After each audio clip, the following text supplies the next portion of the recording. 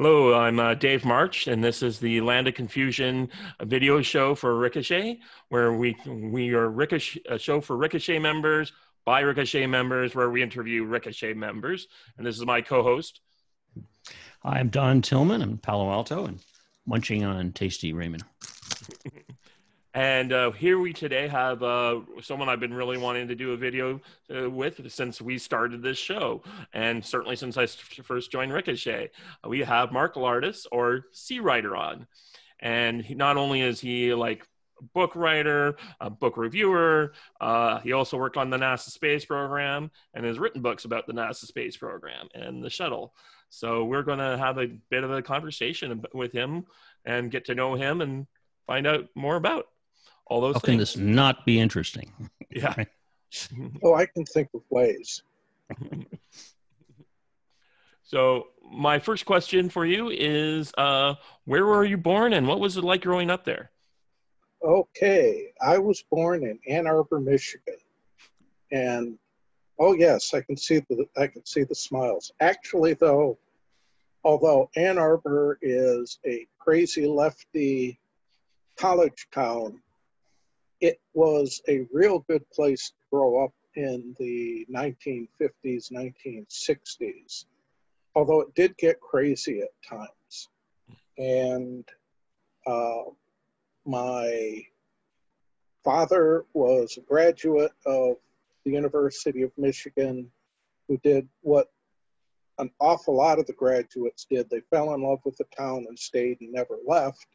My mom was a townie who was born there. And, you know, I grew up there. My two brothers grew up there. My then girlfriend and then later wife, 40 years, grew up there. And we all did the same thing when we graduated from college, which was leave, because there were all of these people that came to Ann Arbor to go to the University of Michigan and were willing to work for slave wages in order to stay in the town. So in order to make a living, we had to leave. And I ended up in Houston working for the shuttle program in 1979. And I think I actually wrote about that once, the trip from Michigan to Texas for Ricochet several years back. And you know, it was the first time that my wife and I had taken a long trip together, you know, with no particular destination at the end. We came down here with a hotel room reservation and, you know, had to find a place to live and all of that. I had a job at Lockheed at the time, and you know, for us it was an adventure, and I've been in Texas ever since. Huh. And Texas in many ways is a much nicer place to live than Ann Arbor was, at least as an adult. So Well, it's true. I mean, there's some college towns you just fall in love with, right? I went to school in Madison, Wisconsin, and I would just fall in love with that town. I didn't stay, but you know, there's some college towns that you just fall in love with. Yeah, and Ann Arbor is a beautiful place to live, but it's A, expensive, and B, particularly since I left, it has gone absolutely crazy hard left. I mean, Yeah. it was sort of there when I was growing up, but the townies were all very conservative. And at least through the late 1970s, about the time I left, the local representative was a Republican, not a Democrat. But forget that now. And, you know, it's become very, I guess authoritarian is the best way to put it. Since I've left, I still have some family there, although it seems to be less every year. But, you know, as I said, my brothers left town most of the friends I had at high school moved out too. So, you know. That's unfortunate that a nice town goes bad over time. Yeah, but it's like living in California, which I think you can relate to, Don. Oh, I can. California has its crazy issues. That's for sure. I grew up partly near my father. He was a professor at McMaster University here in Hamilton, and I grew up in Westdale, which is this like the same kind of place. It's right on the edge of Hamilton, the city. So there's there's a highway that bisects it. So it's like small college village here, big city over here with all the foundries over there. It's kind of interesting thing. Yeah. Well, Ann Arbor was really a college town. Yeah, there were a couple of factories there, but they were small ones. And it was really a nice walking town. And if you were in your teens and you had a bicycle, you could get just about anywhere in about 15 minutes. Mm-hmm. Yeah, it's just so sweet. A town like that. It's just great. So, when did you realize you were a conservative, and when did you realize you weren't like all the other kids? Oh, those are separate and independent questions. I've always been an oddball. You know, I can start out with the fact that I'm left-handed. You know, and believe it or not, that actually does make a difference. The world's just not built for you. But I was also smarter than a lot of the other kids and didn't realize it. And I didn't realize it because both of my brothers are quite literally geniuses. I'm the dumb one in the family. And I had no problem getting a graduate degree. So, and getting an engineering baccalaureate. So, you know, I'm not stupid, but I grew up thinking I had to be because both of my brothers were so much smarter than I was. As to becoming a conservative, I'm not sure I am so much a conservative as what you would call a classical liberal. In other words, if I'd been around in the 1780s, I would have been right there with Washington and Jefferson and held their values. That was liberal back then. Now it's considered extremely conservative. And if you think about it, it's like the two sides are like a giant line of pikemen that have rotated 180 degrees over the course of 200 years. So they're now facing the other direction. But my father was very much a classical liberal, at least when I was growing up, and inculcated all of his kids with a belief in, you know, the rights that we got in the American Constitution, that you had to judge people as individuals and not as groups, and you know that there are good folks and idiots in every group of people. So you can't judge someone by the color of their skin or their religion, but you have to do it as an individual. So, but that didn't really fit with the direction that what we laughingly call liberal politics have gone over the last 30 years, and particularly in the last 20 years. Right. And I've said this before, but I really like and appreciate the use of the phrase classical liberal, because it makes a distinction, and also it makes the point that the words are being misused, and the language is a force is changing the language on us. So when you say you're a classical liberal, you know, it puts you in the proper situation, proper position, and insulates you from the other implications, and Well, and means it indicates you know your history too. yeah. Well, what I find fascinating is if you look at the program of the so-called progressives, it's actually a restoration of the medieval feudal system.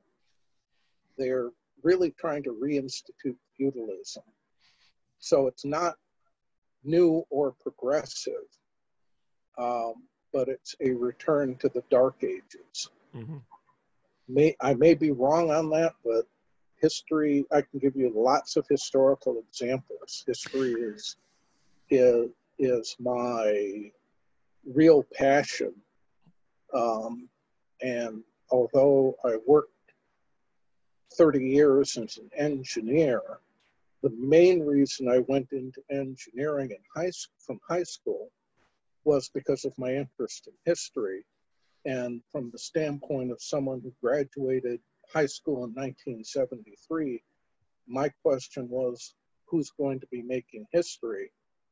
And the answer at that point seemed to be the engineers. And certainly if you look at the changes we've gone through since then, particularly with computers and communications, you know, that's pretty much engineering. So I at least guessed right as far as that went. The writing that I've done since then, of course, mostly is history, because that was it. I guess the best way to put it is that started out as my hobby, and if you're going to write, you should write about what you know and what you're passionate about. And I was well more passionate about history than I was about engineering or even space navigation. Plus, there's a larger audience. So, well, that's completely interesting in lots of ways, right there. Yep.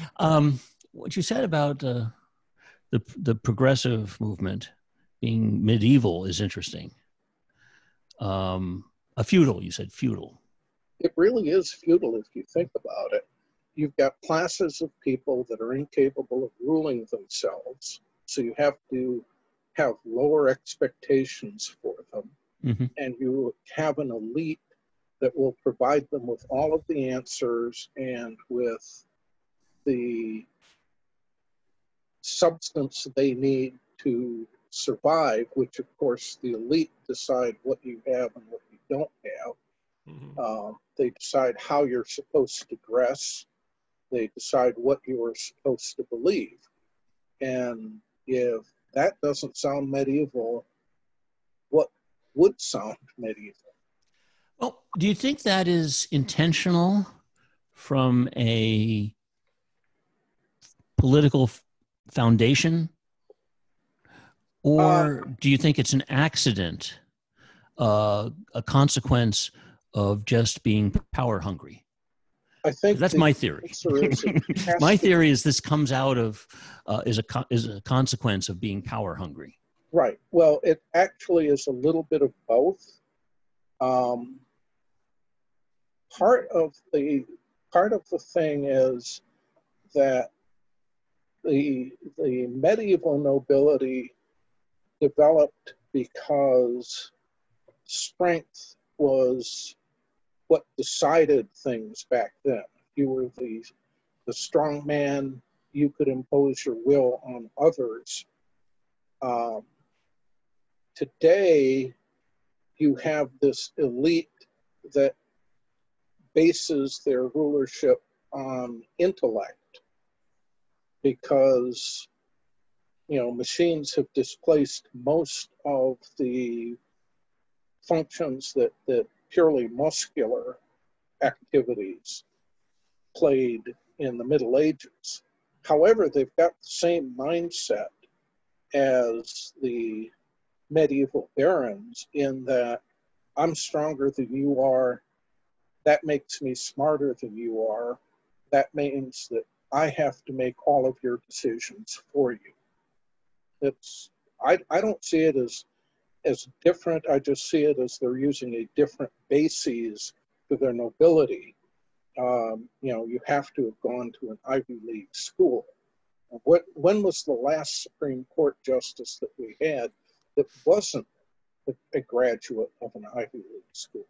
I do know back in the 70s, Warren Burger got his degree through a night school. You wouldn't see that happen today. But these are extremely artificial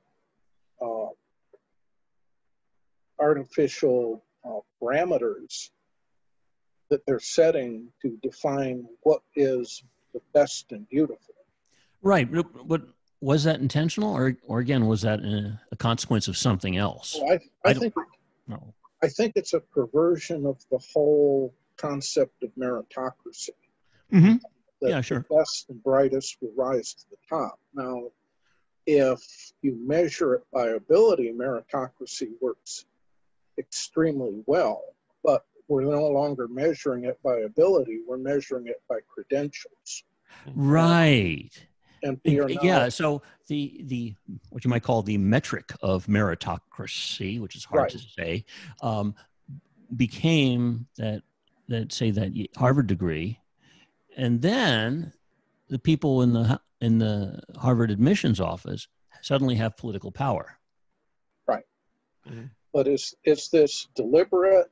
To an extent it is, in that the gatekeepers want their gates to be the important ones. Mm-hmm. Mm-hmm. However, eventually you go from a meritocracy to an aristocracy, and then from there it kind of becomes degenerate. Mm-hmm.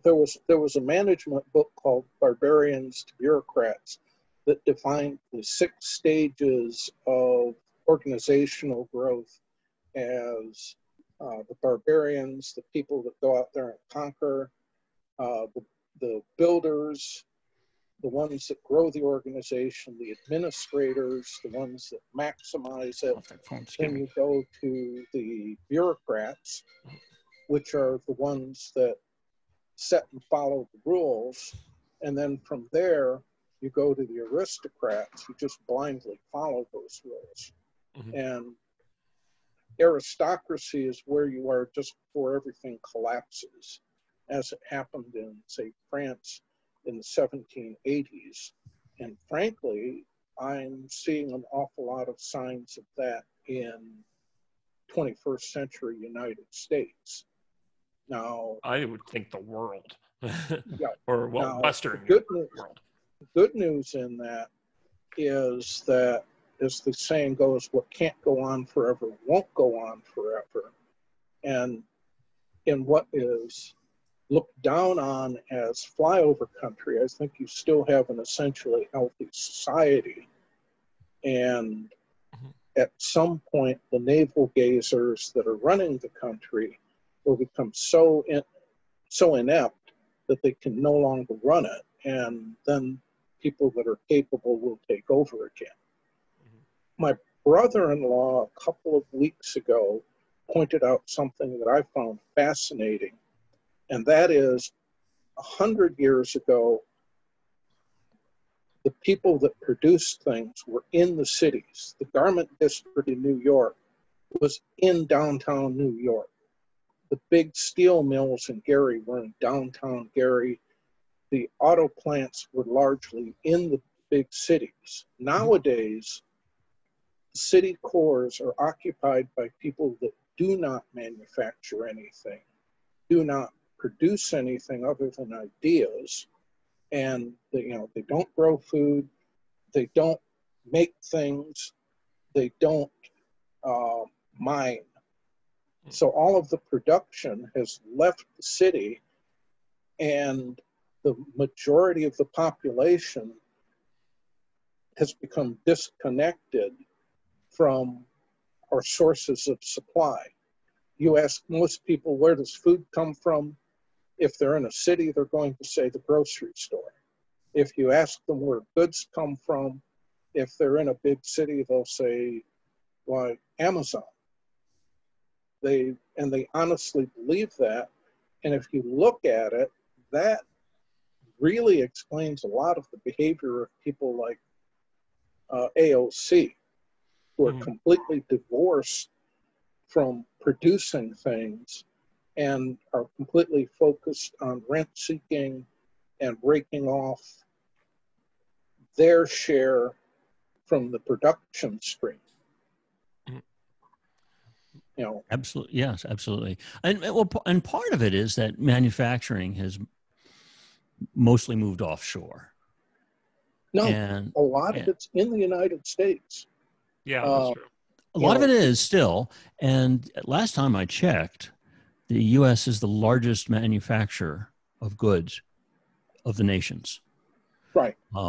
Because it's measured in plants, dollars, and we tend to manufacture the expensive stuff. But those plants are in the small towns and in the country. Yeah. They just built a new plant to produce plastics in West Virginia. You know, all of these things are outside the big cities, and a lot of it is quite surprising. For example, take the Frisbee. That was something that was made in China a few years ago. Now all of the Frisbees are manufactured in the United States in a highly automated plant. Mm-hmm. Or at least they were a few years ago. It might have changed, but I don't think so. No, those manufacturing jobs are coming back. And it's you've got sort of incidental with Trump being president, but it's more because the United States. Well, this actually happened before Trump became president.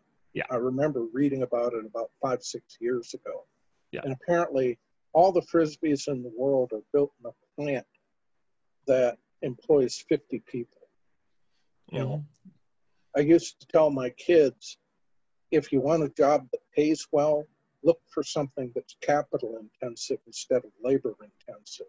Mm-hmm. You know, why do teachers get paid relatively little? Well, because there's very little capital plant involved, and there's an awful lot of labor involved. Whereas a chemical plant in Texas City, those are billion-dollar investments with very small workforces. Mm-hmm. So you can bet that the owners of those things are going to pay a premium to get workers that know what they're doing, because it doesn't pay to cheap out the wages. You know, when the plant itself is 90% of your expense. Yeah, I'm familiar because my day job before I got into other things used to be in logistics. So I'm very well familiar where everything comes from and where everything's going. And I've worked for a company called Sobeys for 18 years in Canada, which is one of the largest grocery companies. And then I worked for a company called Penske, which was the subcontractor for Toyota in Canada for doing their logistics needs. So I got to see very, very much all this kind of intensive stuff. And when people started ordering all these things shut down, I'm like, you guys really have no idea. You say you're only keeping the essential businesses open. You have no idea what a non-essential business is. Right. Everything's essential. You don't understand that everything if we don't have any food coming into the cities in 3 days, we're starving. Just-in-time inventory system. And yeah. Well, my take is the only non-essential jobs in the country are government jobs, because if it's a for-profit corporation and they've got people on the payroll that aren't producing anything, they go out of business. Whereas if it's the government and they've got people on the payroll that aren't producing anything, they just raise taxes. Yeah. There's lots of businesses there. You eventually get a correction. Yeah. And in Hobbes's word, it can sometimes be nasty, brutish, and short, but that happens very rarely. Yeah.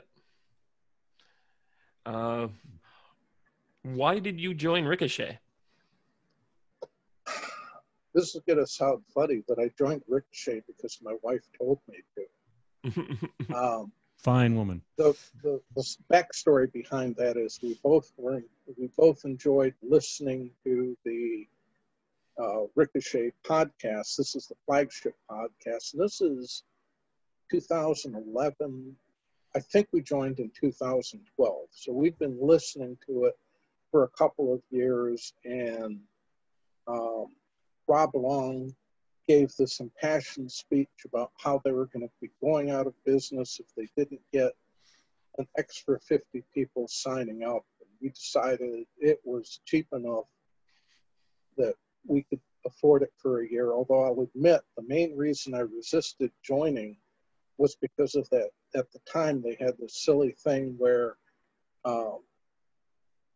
the joining for a month was the equivalent of a cup of coffee at Starbucks. And I just liked Starbucks, so I don't know. I guess that one put me off. But she said, why don't we go ahead and join? You'd probably enjoy it. And we did join, and actually for the first week or so, we actually had both of our names on there until she did a web search and it popped up in the web search, at which point she made me use a handle for both. Initially, it was for both of us. It was Seawriter and Quilter, but then she asked me to drop her name, and it's been Seawriter ever since. And I think I lurked for 6 months or so before I started answering, posts, and another 6 months before I started actually posting anything, because I'd been on some other forums, and I didn't want to be that guy that showed up and told everyone how things should be run. And I decided I'd rather just wait and see what the culture was first. And then if I didn't like it, I could just quietly back out. And if I did like it, I could start participating. So, not terribly dramatic, I'm afraid. Oh, it's okay. How did you find out about the Ricochet podcast? Probably from National Review. This is before they went totally bonkers. And my wife and I went to the National Review website, every day at that time. This was 2010, 2012. So a very, very long time ago. It's amazing how quickly the present becomes history. How do you mean they went bonkers? It's hard to call, in my opinion at least, it's hard to call National Review truly a conservative site anymore, because they've got blinders on when it comes to Trump. Now, when Trump started his run 4 years ago, my opinion was that, there's nothing as powerful as an illusion whose time has come. And I viewed Trump as an illusion. I heard what he was saying, and I knew the man had been a Democrat for years and years and years. And I knew that he was, I figured he was blowing smoke on all of his promises. And I figured after he got elected, I voted for him because he was better than Hillary. But I had very, very low expectations, and I expected him to be co-opted by the Democrats within 3 months of his taking office, because, like I said, he had been a Democrat. The thing I didn't anticipate was that the Democrats would just turn into shrieking harpies, and Trump's reaction when he's attacked is to punch back. So, I think they turned him into the conservative that he is today. And I still have disagreements with him, but he's been a much more effective leader of the conservative movement than, certainly John McCain, who really wasn't a conservative in my opinion. And in many ways, he's very, very much like Ronald Reagan. I don't think people today realize how despised Reagan was in the early 1980s. Mhm. And he was another outsider, and but the thing is that National Review have decided that because Trump is boorish, what he does is less important than the image that he projects. And I don't know. We'll see if they support him this year or whether they support Biden. But frankly, I just don't find it very readable anymore. I agree. It's a shame. Mm-hmm. So at this point in our little podcast, we should probably take. Did you hear about our new sponsor, David? No, I haven't. Oh. That's what you went and got. Yeah, we have a new sponsor. Yeah. And you posted. Yeah, I did. I gave that guy $50. I thought it was good. Yeah.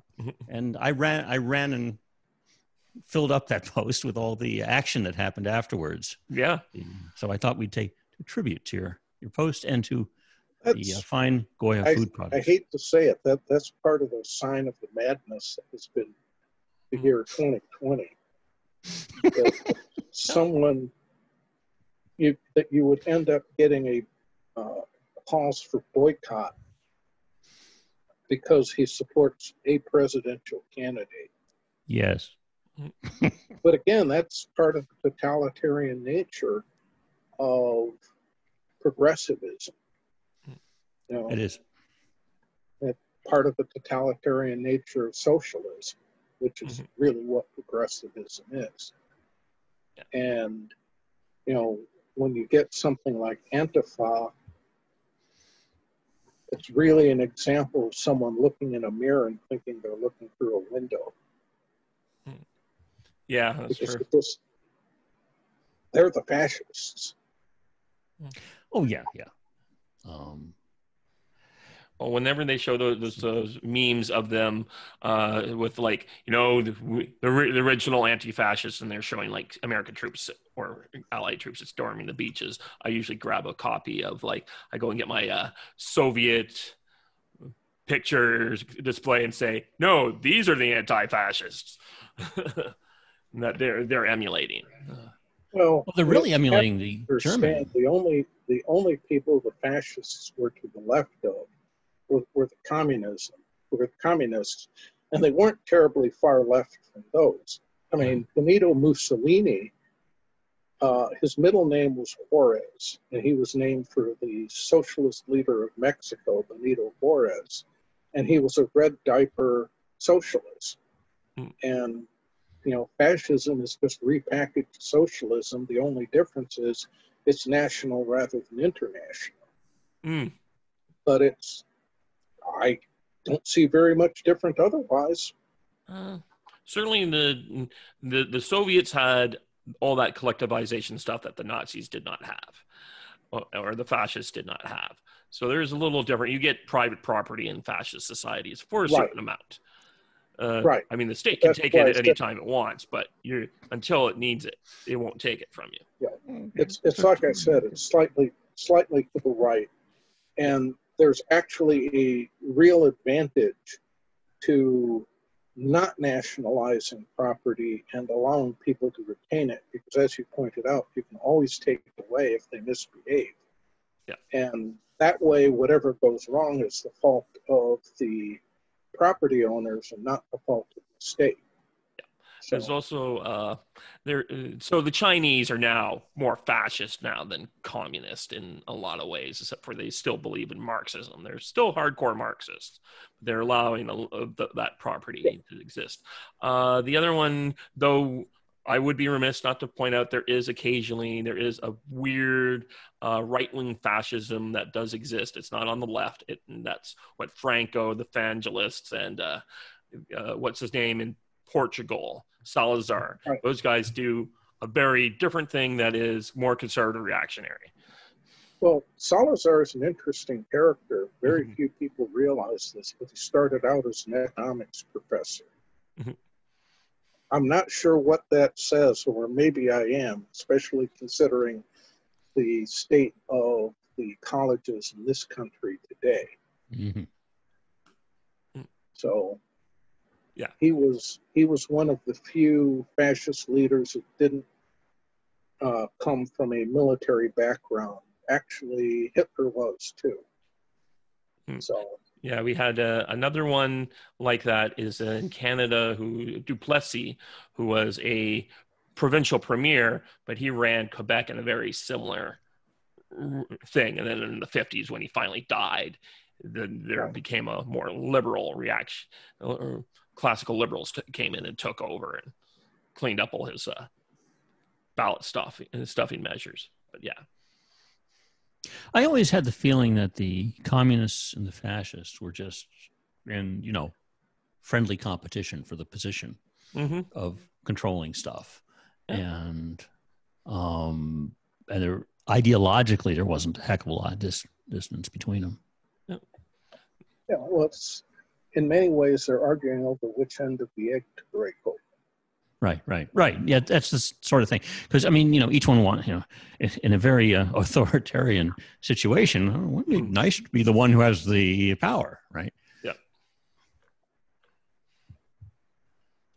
So, yeah, there's that. Any other questions still here? What is your favorite thing about Ricochet? Really, it's people that are on there. We've got a fascinating mix of viewpoints on Ricochet, and it's amazing how much people know. And if you really want to find out something, just stick around Ricochet and you'll learn about things as diverse as COVID statistics, how policing works, how to lay concrete. We've got a couple of members who run one of whom runs and the other one is employed by a concrete company. Concrete Fall. You want to learn about different forms of poetry. Hey, we've got someone on Ricochet that knows that. And it all surfaces at one point or another.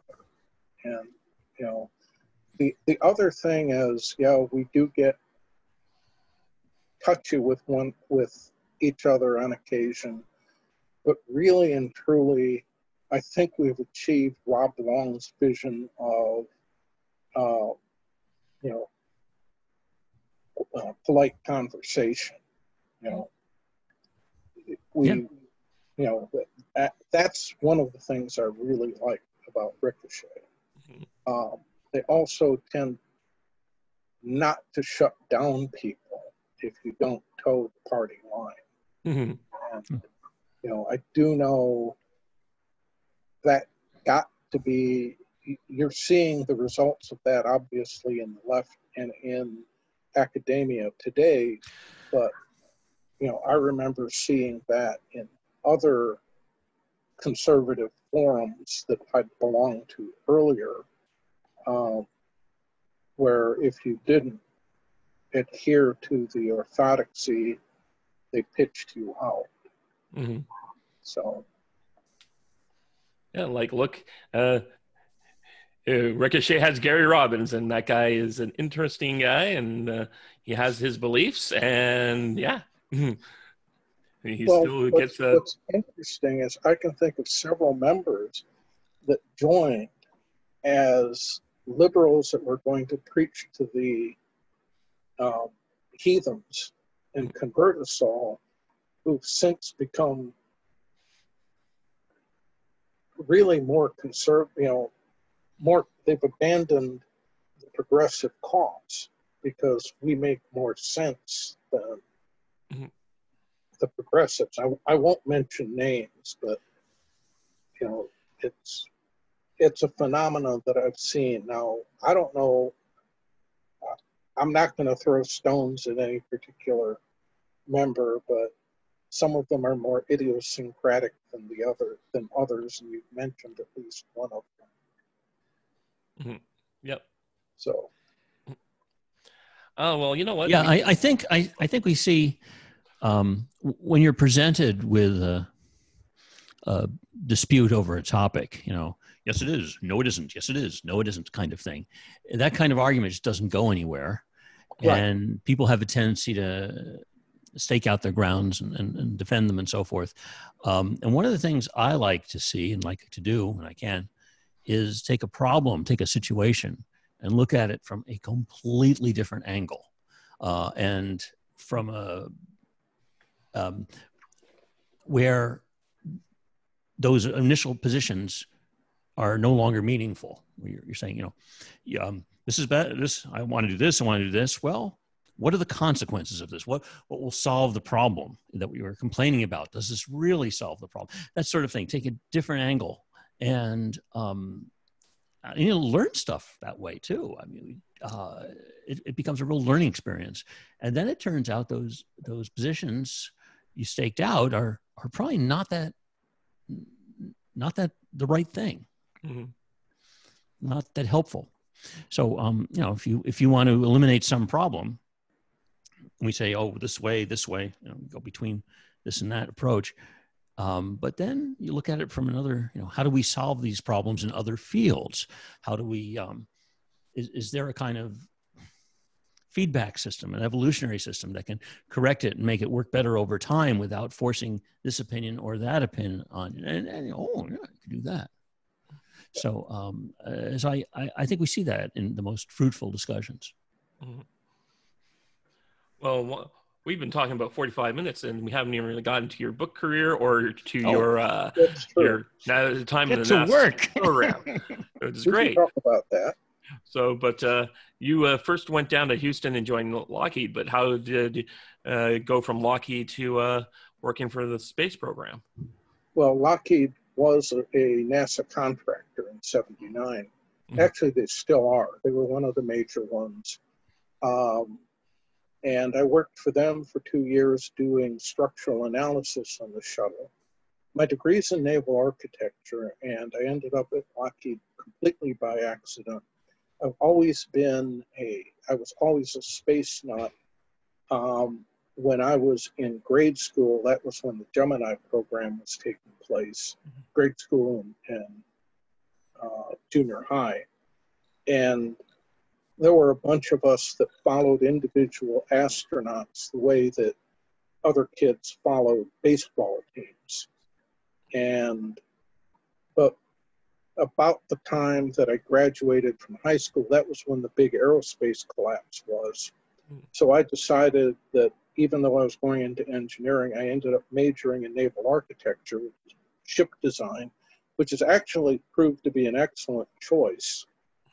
Because it's a very top-down approach to things, whereas in a lot of the other disciplines, you get very focused on a very narrow area. And when I graduated, I ended up interviewing at Lockheed by accident because somebody had highlighted that they wanted naval architects at JSC, and being the type of person I am, I had to interview to find out why they wanted naval architects. And it turned out they didn't, that Lockheed had a shipyard up in Washington State, and that someone in the placement department had highlighted naval architects seeing the shipyard. And I looked at the interviewer and he looked at me and I said, well, we're both here, let's go through this. And he started talking about the dynamic analysis that they did on the shuttle. And he worked out part of a vibration matrix. And was showing it to me. And then as he continued talking, I looked at it. We had covered it in my ship dynamics class the previous day. So I filled in the blank spaces in the matrix. And he stops and he looks at it and he says, you know how to do this? I said, yeah, I mean, it's no different than a ship, only ship's moving through water and air simultaneously. And from there on, the interview went very well and they made me an offer. And came down here, worked 2 years doing that. Then I left and worked for a company called Intermetrics, which to do navigation analysis. And then from there, I moved to McDonnell Douglas, where I was doing actual real-time shuttle navigation for 5 years.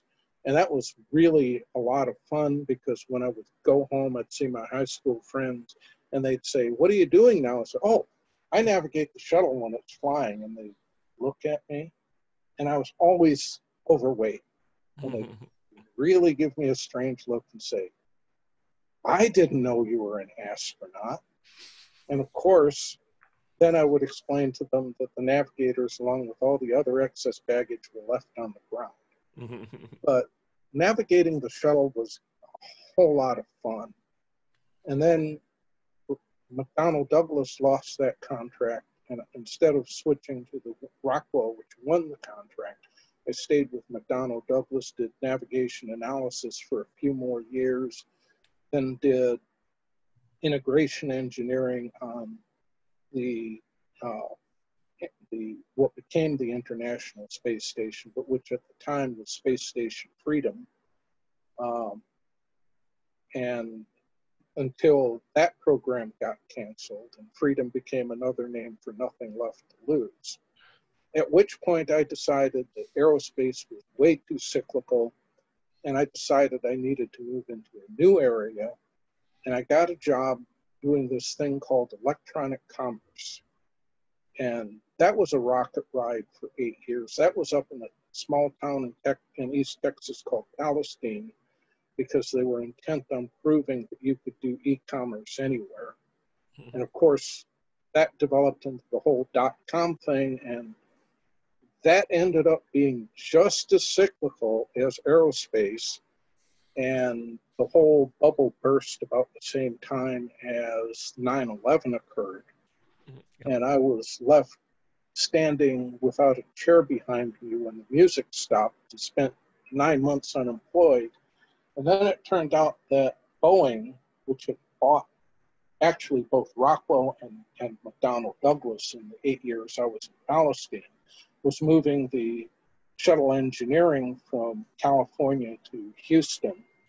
And I ended up going back there and working for Boeing for 11 years doing shuttle navigation again, rendezvous nav this time.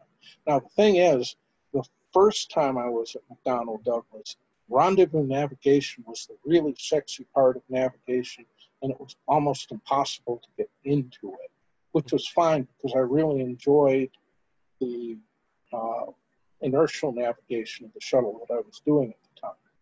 But by the time I got up there, that was the solved problem, and shuttle and space station navigation was the hot thing. So they were having trouble finding rendezvous navigators. So I knew the system, nothing had changed in the years I was gone, and ended up coming back and working there until the shuttle program ended. Then a lot of my coworkers decided they were going to wait until space came back. And if you've ever seen the movie Key Largo, where you've got all the gangsters talking about how Prohibition's going to come back, it reminded me of that. And I decided I wasn't going to wait. I asked myself 3 questions, which first of which was, what am I good at? No, second one was, what do I like doing? And the third one was, what do people pay for you to do? And the intersection of those 3 questions was technical writer. And I had been the one that was documenting a lot of the stuff in the group that I was in, writing all the user's guide manuals and procedures, because traditionally engineers don't like to write. But while I was in Palestine, I'd started doing freelance writing, initially magazine articles for things like Ships and Scale, American History, and Strategy and Tactics. But by the time I had come back to Houston, I had the contract for my first book with Osprey and started writing for them. So ended up selling myself as a tech writer, went into oil and gas for 5 years, getting paid just as much as I was as a shuttle engineer, and have bounced around in different industries as a tech writer ever since, at least up until March of this year, when my then employer, which was United Airlines, ended up losing a lot of their business, and they laid off all of the contractors, myself included. And since then, I have been a full-time author. Woohoo! The only problem is I'm making I'm making more than I was when I was doing it part-time, but certainly not as much as I was making as a tech writer. However, at the end of the month, the bank balance is either the same or slightly higher, so I'm not complaining. Right. Yeah, I've pitched Osprey like 10 years ago on a bunch of ideas, but and they're polite, but they only like one, and then they're like we just don't think this will work out. And I'm like, okay, and then I just kept writing Right. for S&T. Right. I will admit one of the reasons that I stopped writing magazine articles was because it's so much work to get a contract to write a single article. I was spending as much time selling the article queries as I was actually writing them. And you end up having almost as much, it's almost as much work to put together a book proposal as a magazine article proposal.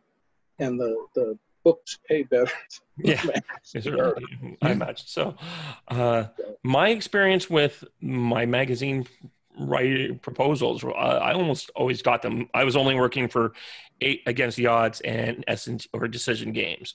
So I had pretty good relationships with both those guys. They just said, we're going to publish when it fits. That was the only thing. So that was like, right. But articles out a year, but you really can't make a living that way. Yeah, no, you don't. And I was selling to things like Boys Life. Boys Life was really great back in the late 90s. They were paying 75 cents a word, and you kept all rights after after it appeared in Boys Life. So I would often end up selling those articles again and again. And what's really strange is a surprisingly large amount of them end up being sold to academic achievement tests. And those guys pay really well. Okay. So it may not be, but the thing is, you need to be able to get the income coming in a large enough volume to pay your expenses. And, certainly, for example, S&T, I could sell maybe 6 articles a year to S&T, 4 or 5 to Ships and Scale. And again, at $200 to $400 an article, you really need to sell 2 or 3 articles a week. In order to make ends meet. And I just didn't have the contacts or the energy to get that many commissions. Yeah. So, went more into the books. The exception to that is the weekly book review I did for the Galveston paper. And that was more marketing than anything else, because it gave me a lot of exposures to book publishers. And I ended up selling books to publishers, which I had gotten familiar with through book reviews. So, not Osprey, but certainly Arcadia and History Press. So, and some of the Texas State University presses. So. Yeah, my solution to the magazine problem was to start my own, and then COVID happened, and I'm like, you know what, this is going to be really hard to do. So, yeah, that happens more than you know. When I was in college, I edited a wargaming fanzine, and I think we got our circulation up to about 500, but it just barely paid for itself. Yeah. But it was fun to do when you're in college. Yeah. Well, I had Ty Bauma lined up to be my editor-in-chief. And Don's probably not familiar, but Ty Bauma is one of the big magazine editors And with the writers here, you see. And writer and designer. He's pretty prolific too. So Yeah. he's like, he just. I worked for Ty for many, many years. I remember his game Syria 41 from my college days. So, you know, if he hears this, he'll probably go, "Oh, somebody remembers that." Yeah. But I liked the game. Yep. I'll be sure to send him a link of this video afterwards, so he'll know. Yeah. So we've been talking almost nearly an hour here, and we just kind of scratched the surface on it. But I know, I believe, Mark, you have to get going soon. Yep. So why don't I just go with our traditional end of the show question and ask you, who would you like to see us interview next? You know, Granny Dude would be a good one if you could get her. Sorry, what's her name? Granny Dude. Granny Dude. Okay. Yeah. Well, she's fascinating. Okay, well, I'll look her up and see if we can make something. Sometimes I approach people and say, "Hey, would you like to be on?" And they're like, some people are like, you know, they have government jobs and they're just like giving the sign of the cross and hiss at me and disappear into the night. Other people are just like, I just don't think I have anything interesting to say, or well, I'm really busy right now. And that was one of the people where Kozak was just like, I'm really busy right now. Granny Dude has interesting stuff to say. Okay. She may be too busy, but you know, she's interesting. You know, I can think of a lot of people on Ricochet that are interesting. Susan Quinn, I don't know if you've interviewed her yet. No, we haven't. We're just really starting out on this stuff. But Era Hunt. Yeah, he's a follower of this. Yeah. Then there's Tori Warwriter. That's me. Guys are related. You're both writer in the name. Yeah, we both have writer in our name. So, yep. Both work in some similar circles. Anyway, so this has been a great show, and maybe one day in the future we'll come back and do another interview with you if you're cool with that, because I think you have a lot more to say about stuff, and we'd love to talk to you about it. Yeah, sounds good to me. Okay, we can talk about the Arcadia books I've written on that time. Yep, that'd be great. Okay, well, thanks for coming out, and this has been the Land of Confusion show. I'm Dave March, and bye-bye. Don Tillman. Bye. Bye-bye. See you guys later.